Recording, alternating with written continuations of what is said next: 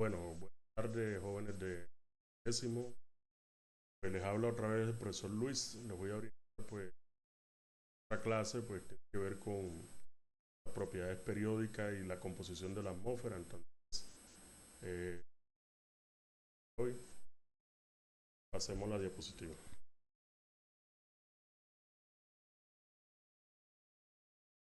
Bueno,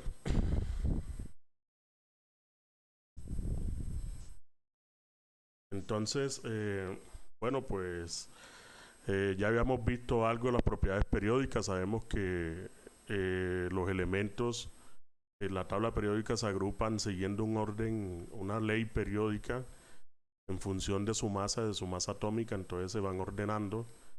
Entonces sabemos que la tabla periódica pues la organizó Dmitri Mendeleev. Eh, hace mucho tiempo Dmitri Mendeleev es de nacionalidad rusa. Entonces tenemos que nuestra tabla periódica pues tiene más o menos 118 elementos. Se están descubriendo nuevos elementos y que digamos que hay parentesco entre los elementos.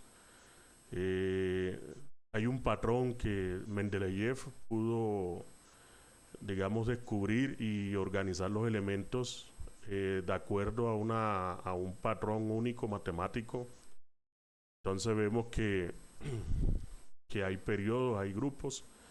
Los grupos pues comparten propiedades muy similares. Por ejemplo, tenemos los alcalinotérreos, que es el grupo 1, pues en la primera columna. Los metales pues también tienen algunas propiedades muy comunes, a diferencia de los no metales que están al lado derecho de la tabla periódica. Al lado izquierdo pues se organiza ahí en el centro pues, todos los metales, pero digamos que no, no son los únicos, no son las únicas propiedades que tiene pues, que tienen los elementos.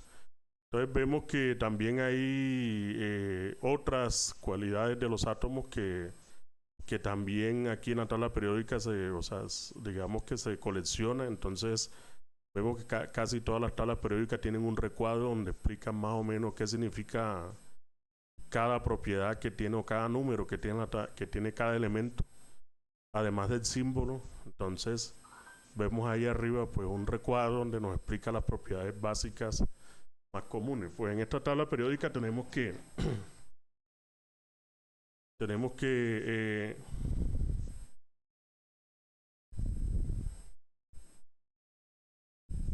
tenemos que aquí pues al lado izquierdo tenemos un número grande que es el número atómico, tenemos la masa atómica, el estado de oxidación debajo de la masa atómica a la derecha.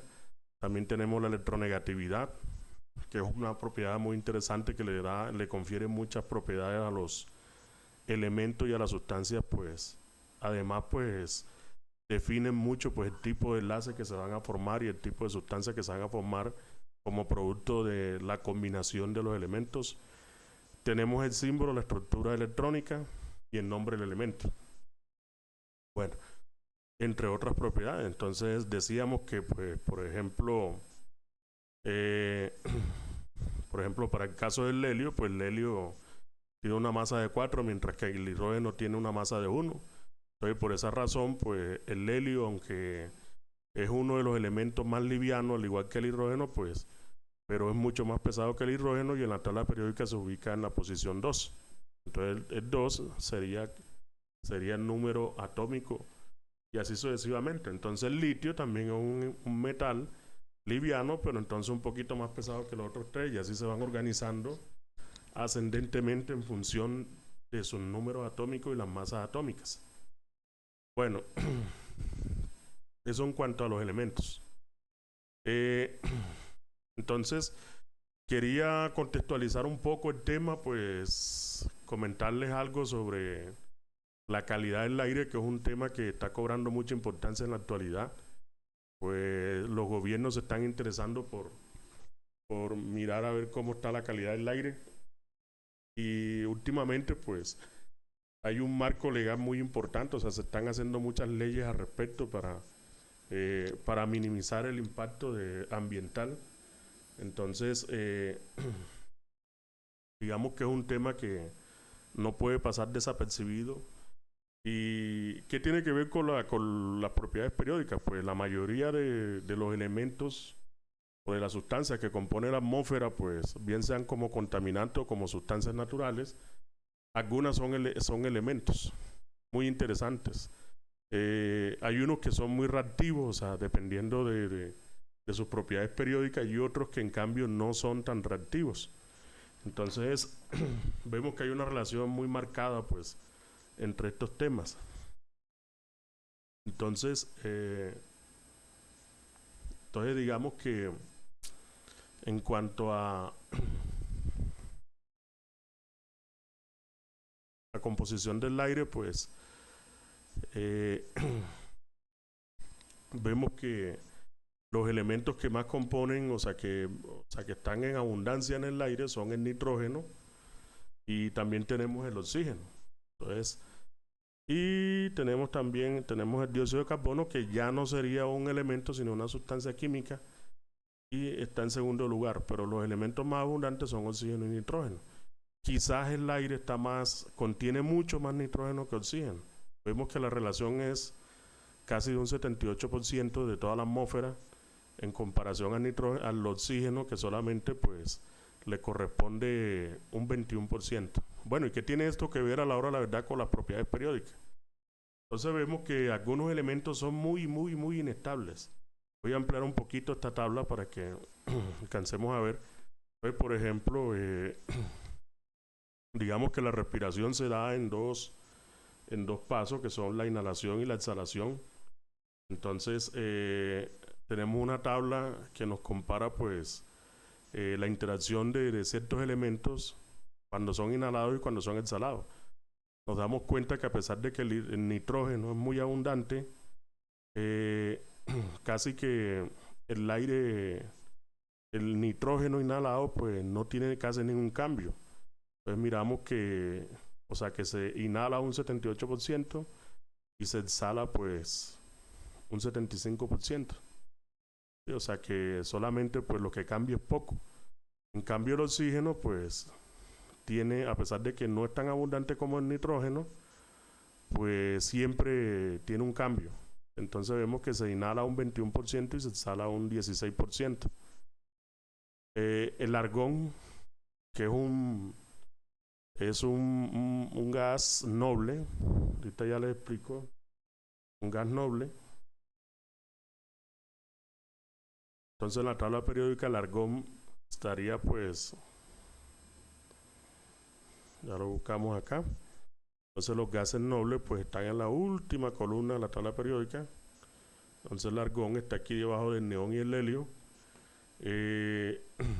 O sea, tiene una composición, tiene una parte de composición en la atmósfera, y no es muy, digamos que el argón pues en comparación a otros elementos pues no es muy reactivo. Sí, vemos que así, tanto como inhalamos, así mismo lo exhalamos sin ningún cambio. ¿Sí?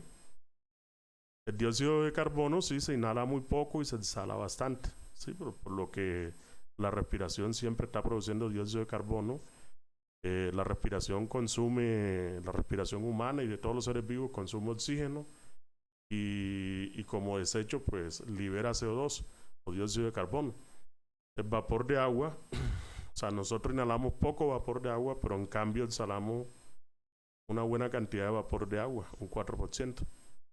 Entonces, son datos a tener en cuenta, y eso muestra pues en parte las propiedades de los elementos, propiedades precisamente periódicas.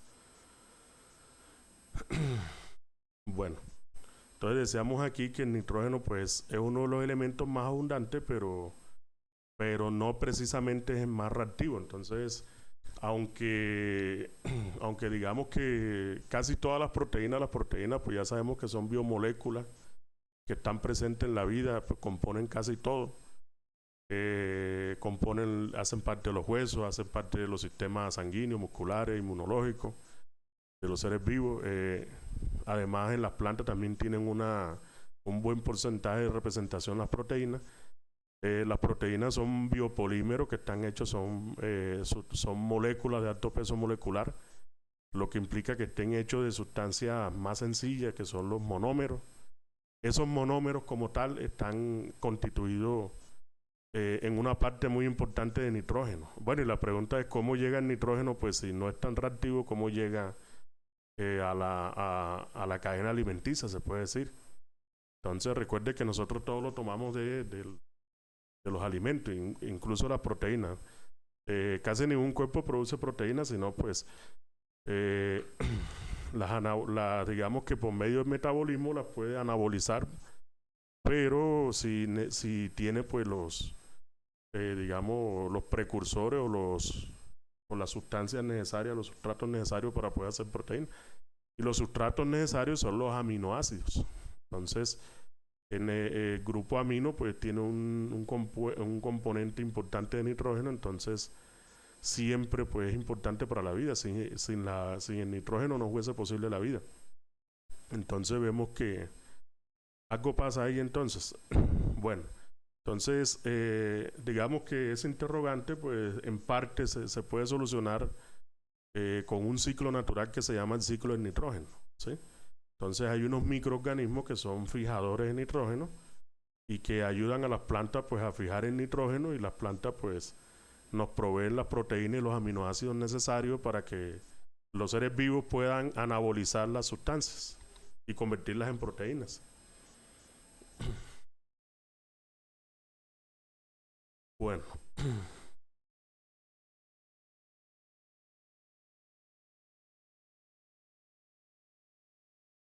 Bueno, aquí entonces ya tenemos la primera actividad. Entonces la primera actividad, pues aquí está un poquito en inglés.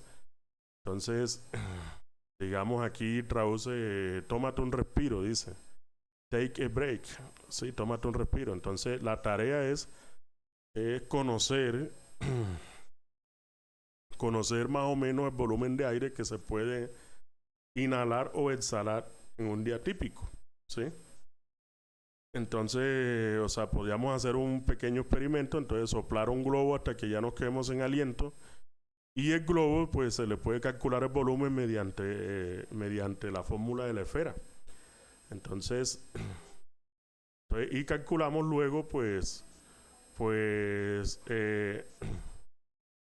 calculamos después cuántas respiraciones tenemos en un minuto, y luego podemos hacer el cálculo en un día. Entonces podemos saber más o menos cuánto oxígeno, cuánto aire inhalamos en un día promedio. Entonces esa es la primera tarea.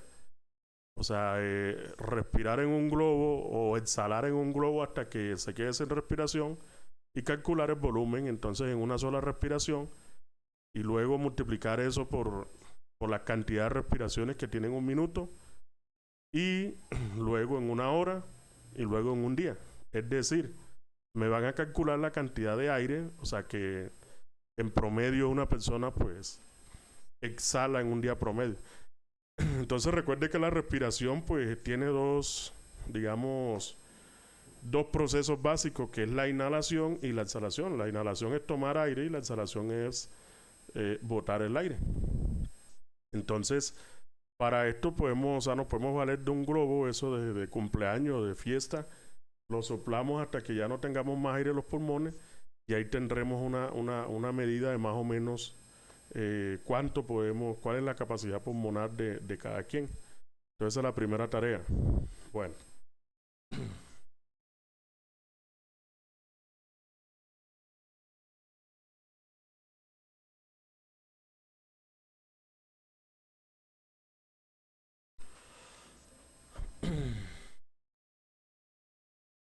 Bueno, entonces hay que decir que digamos que en Estados Unidos fue donde se interesaron por primera vez en hacer una evaluación al aire que respiramos, pues, y fue en 1970 bajo el mandato de Richard Nixon, que se firmó pues la primera ley para el aire limpio, se llamaba la ley del aire limpio, en 1970. Y paralelo a ello pues se creó una entidad que se llama pues es la agencia pues la Agencia Ambiental para el Monitoreo del Aire. ¿Sí? Entonces, ahí tiene es la EPA.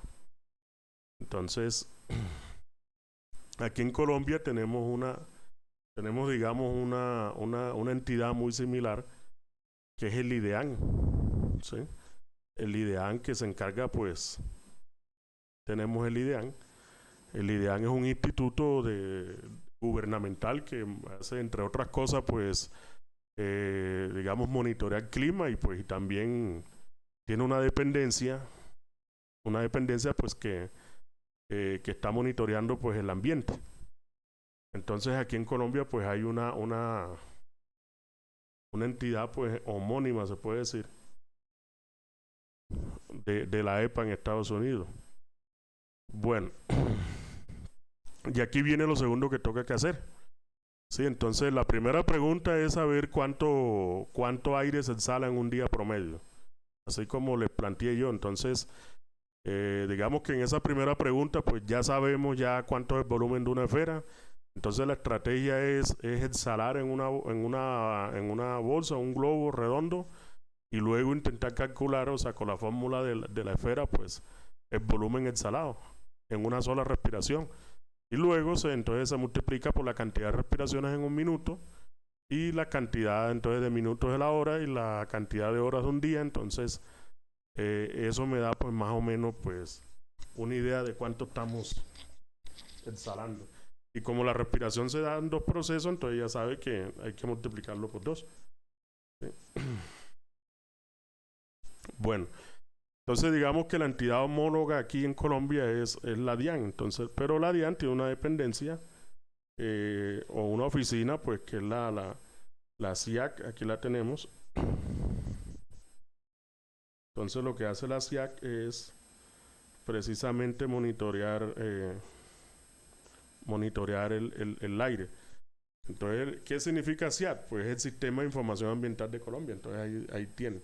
Entonces lo que van a hacer es, el segundo, digamos, interrogante es buscar, mirar a ver cómo son esos datos de las principales ciudades de Colombia.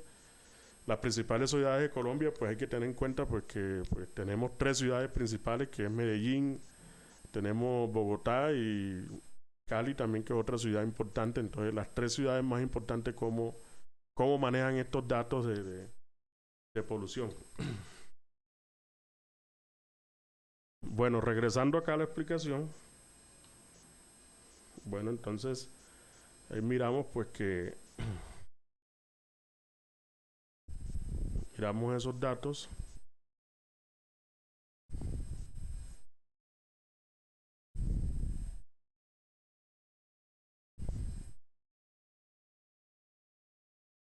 Bueno, entonces pues sí, entonces digamos que esa sería la segunda actividad. Bueno, lo otro sería pues eh,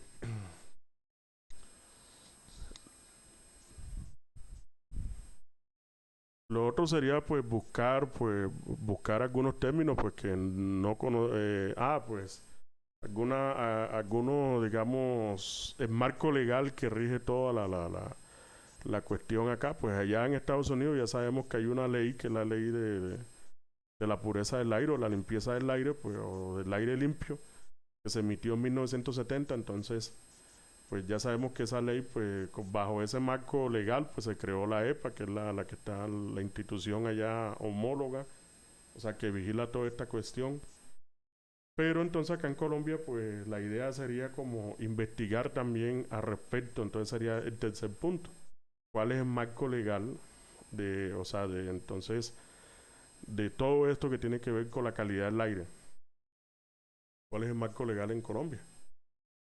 Sí, entonces ahí tenemos esos datos. Entonces,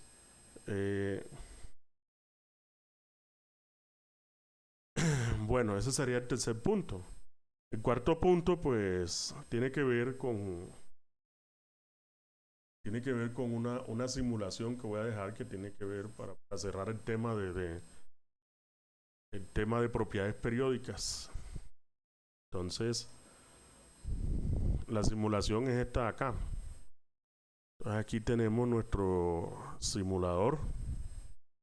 Ya le digo dónde encontrar. Aquí arriba se alcanza a apreciar la dirección de donde se sacó. Pues yo en la descripción del video voy a dejar todos estos links para que puedan acceder a ello. Bueno, entonces está en inglés, sí, obviamente, pero entonces yo les traduzco.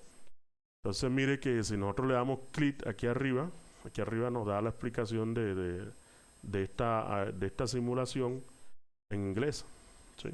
Bueno, pero entonces yo voy a tratar de explicarle en español de qué se trata. Bueno, entonces como nos damos cuenta, pues aquí tenemos un mechero, tenemos como un asa, tenemos un encendedor y tenemos pues estas sustancias aquí, algunas sustancias ya conocidas y unas sustancias problemas. Y tenemos acá pues un espectrómetro. Ya le voy a decir qué es eso. Bueno, entonces lo primero es, o sea, yo con doble clic, entonces le voy a dar aquí a la perillita aquí del gas, véalo aquí, yo hago doble clic sobre él y se abre. Eso ahí lo tengo abierto. Entonces le doy clic acá, doble clic también al encendedor, sobre o encima del encendedor. Solamente puedo manipular un elemento a la vez. No los puedo manipular todos al mismo tiempo. Entonces me dispongo acá sobre el mechero de Bunsen. Eso es un mechero de Bunsen. Le doy doble clic y ahí se enciende la llama, ¿sí? Bueno, el mechero de Bunsen tiene, o sea, tiene aquí como una válvula aquí abajo. Esa válvula pues se regula, ¿sí? Entonces se mueve, prácticamente es un anillo de hierro que se mueve. Entonces el mechero de Bunsen tiene un orificio. Entonces o sea, entre más oxígeno tiene, pues más completa va a ser la combustión de la llama. Entonces lo que uno hace es darle clic ahí, entonces se mueve. Como nos damos cuenta, aquí se hizo la llama un poquito más pálida, pero sin embargo todavía está prendida y se ve azul, porque una llama, digamos una combustión completa es de color azul. Entonces lo que yo hice fue aquí en este lugar de aquí del mechero de Bunsen, véalo aquí, donde estoy moviendo ratón, ¿sí? Aquí abajito pues hay o sea, como un anillo de hierro. Entonces yo doy clic sobre él y se mueve, ¿sí? Cuando cierro pues la válvula, pues la combustión es incompleta y se mira así naranjada. Cuando abro la válvula, la llama se ve un poquito más azulita, más pálida. Listo. Entonces yo puedo coger mi encendedor, ya que lo usé. Entonces lo dejo ahí, doy clic otra vez sobre él y ya queda en su lugar. Ya quedó, o sea, ya puedo seleccionar otro material, pero como ya aprendí, o sea, si apago acá, entonces se me apaga el mechero, entonces no lo voy a apagar. Entonces lo que voy a hacer es dar doble clic sobre el asa, que es esto que está aquí, ¿sí? Ese cosito, ese corcho con un pedazo con una varilla o con sí, una varillita de hierro. Estoy doble clic sobre él, doy clic sobre él y ya lo puedo mover. Listo, donde yo quiera. Con clic sostenido, obviamente. Bueno, la teoría es la siguiente. Entonces tenemos 4 elementos. Tenemos el litio, el circonio, tenemos el cobre y el potasio. Entonces ya por allá yo les voy a mostrar una tabla periódica. Entonces recuerden que, por ejemplo,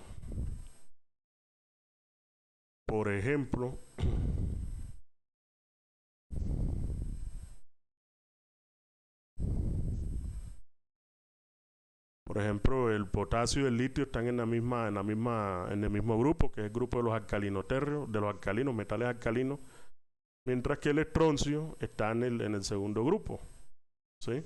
De los alcalinoterrios. Entonces, ahí tenemos, bueno, entonces tenemos unas propiedades. El litio está en el grupo 1, ¿sí? Recuerde que hay una teoría que dice que hay una relación entre los colores del arco iris y y los grupos de los niveles de la tabla periódica, los niveles energéticos, ¿sí? Incluso también los grupos también tienen su relación. Bueno, entonces son 7 niveles, son 7 colores del arco iris, ¿sí? Son 7 niveles de la tabla periódica, 7 colores. Entonces decía alguien que Maxwell decía que el rojo era menos energético, mientras que el azul o violeta eran más energéticos, ¿sí? Bueno, entonces regreso acá a mi simulación. Bueno, entonces la idea de esto es que pues, bueno, entonces hay otro elemento más que tengo aquí que es, o sea, le voy a dar doble clic sobre esto acá, sobre este dispositivo que está aquí a la derecha de los reactivos y del mechero de Bunsen. Entonces doy clic sobre él y o sea, me sale este círculo negro. Este círculo negro pues hace las veces de un fotómetro. Fotómetro donde se analizan pues los espectros. ¿Qué es un espectro? Como una especie de arcoíris. O sea, yo voy a quemar una sustancia, si no hay nada de luz, y esa luz que emite la sustancia, yo la hago pasar por un prisma y me debe dar un arcoíris o un espectro característico. Entonces quememos, por ejemplo, el litio, a ver qué pasa. Entonces yo doy doble clic sobre el litio y listo, quemo. Entonces me da una llama de ese color. Entonces la teoría dice que, o sea, que todos los metales tienen esa propiedad, incluso todos los elementos cuando uno los quema van a dar una llama característica, una candela, un fuego de cierto color, ¿sí? Y si yo, o sea, yo vengo a irlo todo en oscuridad, que no me entre una luz diferente y hago pasar esa llama por un prisma, entonces se va a obtener un espectro. Bueno, aquí le doy doble clic otra vez. Bueno, este es el espectro. El espectro, como vemos, un arco iris, pero con unas líneas sobre él como si fuese un código de barras. ¿Sí? Entonces vamos a darlo otra vez.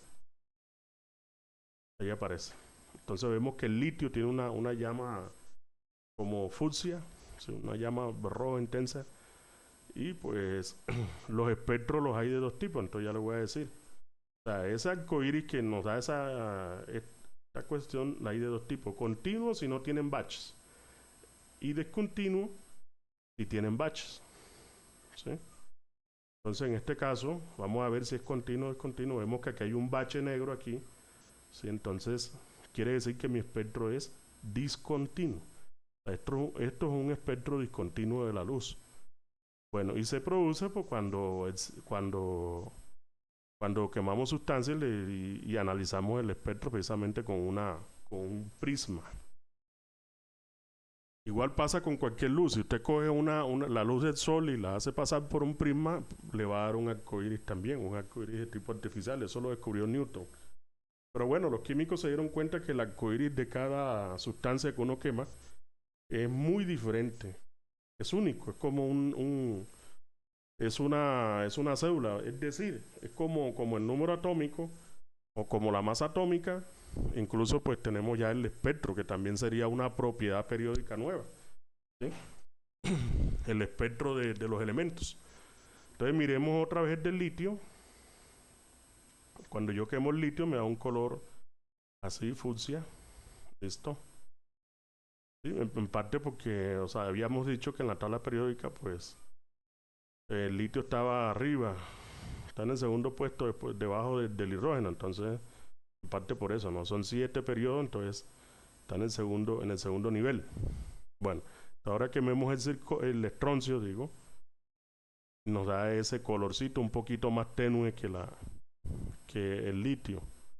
Y ese es el espectro con una raya en el color verde muy intensa. Ahí tenemos.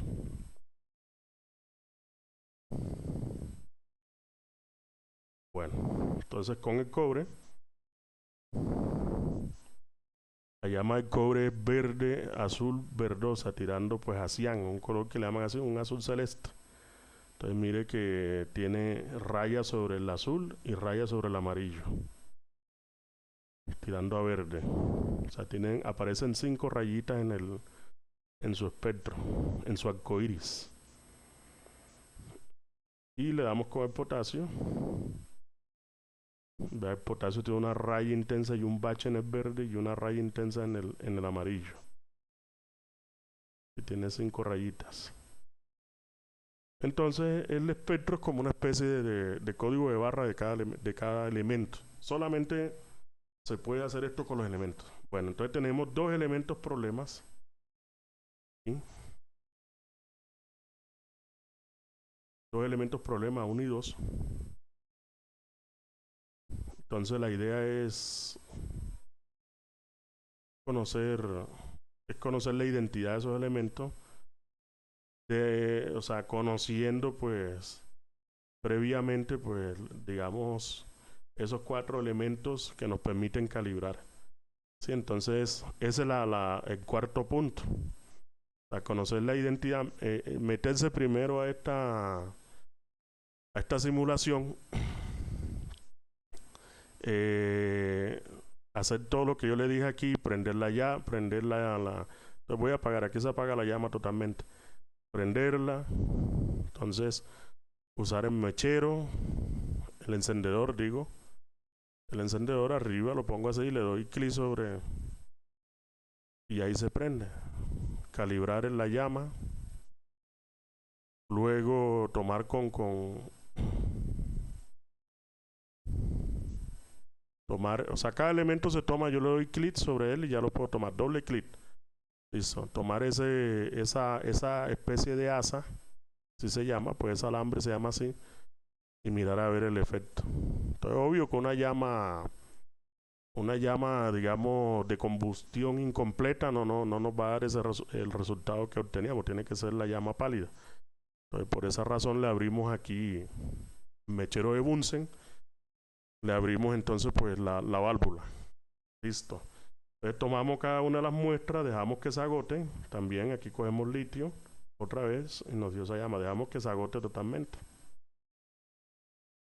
hasta que se desvanezca el... ¿Cómo sacamos el espectrofotómetro? Pues aquí a la derecha tenemos este botoncito. Aquí lo sacamos a discreción. Si yo doy clic sobre él, ahí aparece.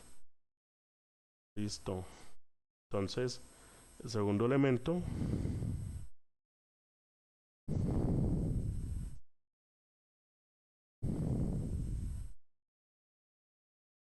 Entonces dejo otra vez acá. Bueno, ¿y en qué página encontramos esta aplicación, esta simulación? Bueno, sencillo. Entonces vamos a la página de esta página, aquí. Esta página se llama, pues, ya le digo, se llama Open Laboratory, Open Science Laboratory, o sea, el laboratorio de ciencia abierta. Entonces entro ahí, entonces aquí tenemos la dirección, yo lo voy a dejar en la descripción también, la descripción del video. Entonces ahí tenemos la dirección de la página, o simplemente damos en Google, damos pues Open Science Laboratory y me sale automáticamente, ¿sí? Es la primera opción. Entonces ahí tengo la página, entonces busco aquí, la primera opción es dice el test de la flama elemental, entonces le damos aquí. Listo, ahí hay una pequeña descripción en inglés, eso no importa, entonces damos aquí donde está el enlace, le damos y nos lleva a la aplicación. Listo, entonces eso es respecto a la aplicación lo que hay que hacer. Bueno, entonces no siendo más, le recapitulo la actividad que hay que hacer. Entonces primero pues lo que toca hacer es lo que habíamos dicho por allá, entonces hacer digamos, sí, lo que le había dicho, yo creo que fue la primera parte fue, o sea, mirar la tabla periódica, todas esas cuestiones. Los segundos, o lo primero, creo que si no estoy mal, medir la cantidad de aire exhalado en un día por una persona promedio, ya le expliqué cómo. Lo segundo también, o sea, también otra pregunta fue lo del marco legal que tiene que ver con la calidad del aire en Colombia, o sea, qué tantas leyes hay al respecto y de qué se trata. Entonces lo tercero pues es entrar a esta aplicación y mirar, entrar a la aplicación y mirar y testear, hacer un análisis de esos elementos problema 1 y 2 y decirme qué sustancias hay ahí, pues haciendo pues previamente pues calibrando el espectrofotómetro. Sí, entonces yo de todas formas voy a estar, si es necesario, pues yo hago un tutorial aparte de cómo se usa esa simulación, entonces para que tengan en cuenta eso. Listo, entonces esas cositas, pues yo voy a dejar de todas formas las preguntas aquí en la descripción del video. Los enlaces de interés también los voy a dejar aquí abajo. Y bueno, entonces nos vemos en una próxima ocasión y esta sería la primera actividad de química, que tiene por nombre pues las propiedades periódicas y la composición del aire o la calidad del aire. Bueno, entonces, hasta luego entonces.